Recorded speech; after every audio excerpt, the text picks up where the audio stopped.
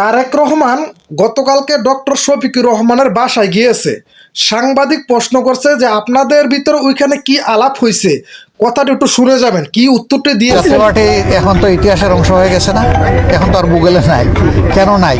তারা তাদের দায়িত্ব পালনে ব্যর্থ হয়েছিলেন, এই জন্য আজকে নাই।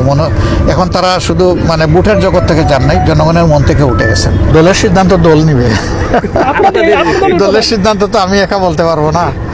উনি আসতেছেন, একটা ইলেকশন গিয়েছে, ইলেকশনের একটা ফলাফল সামনে এসেছে, ওনাকে আসতে চেয়েছেন, আমি ওয়েলকাম করেছি। এটা রাজনৈতিক শিষ্টাচার বা সৌজন্যের ব্যাপার। দেশটা তো সংসদ থেকেই পরিচালিত হবে ইনশাআল্লাহ। তো সংসদে একটা দল সরকারি দল হিসাবে বসবে, একটা দল বিরোধী দল হিসাবে থাকবে। সমাজে এক চাকায় কোনো গাড়ি চলে না, মিনিমাম 2 চাকা লাগে।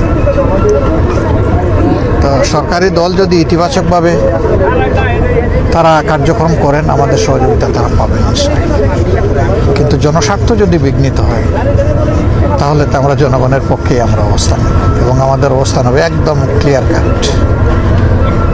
আর আপনারা দেখেছেন অলরেডি নির্বাচনের সময় আমরা যে কথাগুলো বলেছি, এগুলো আমাদের মুখের কথা ছিল না, এগুলো আমাদের বুকের কথা ছিল।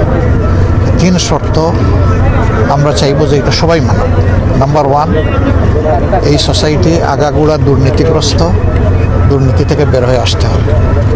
2 নম্বর হচ্ছে বিচার বিভাগ, বিচার বলতে কিছুই নেই আমাদের দেশে। দেখেন না এতগুলো ঋণ লাভ কেমনি চান্স পায়, এদের হাতে দেশ কীভাবে নিরাপদ হবে? হবে না, কারণ এরা তো সবসময় নিজের স্বার্থ দেখে।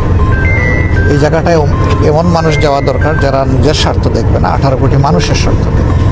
সেই 18 কোটি মানুষের স্বার্থ দেখলে কেউ ঋণখেলাপি হয় না, ঋণখেলাপি হইলে কেউ আবার নেতা হইতে চায় না, লজ্জিত হয় যে জনগণের টাকা আমার পকেটে ঢুকে আছে, আমি দিতে পারছি না।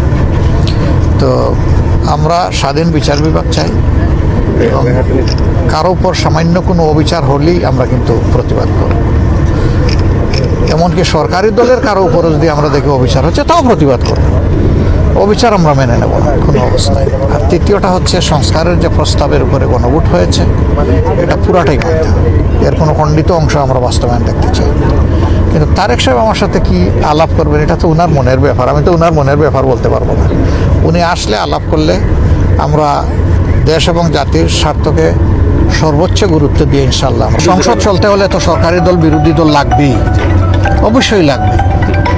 সরকারি দল বিরোধী দল হাতে হাত ধরে চলবে যদি সঠিক পথে দেশ চলে, কিন্তু বেঠিক পথে চললে তো ওই চাকা ওখানে চালাবো না আমরা।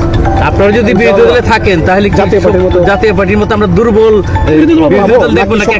জাতীয় পার্টি এখন তো ইতিহাসের অংশ হয়ে গেছে না, এখন তো আর গুগলে নাই। কেন নাই?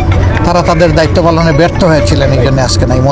এখন তারা শুধু বুটের জগৎ থেকে যান নাই, জনগণের মন থেকে উঠে গেছেন। এটা ওই কারণে যে তারা জনস্বার্থ সংরক্ষণ করেননি।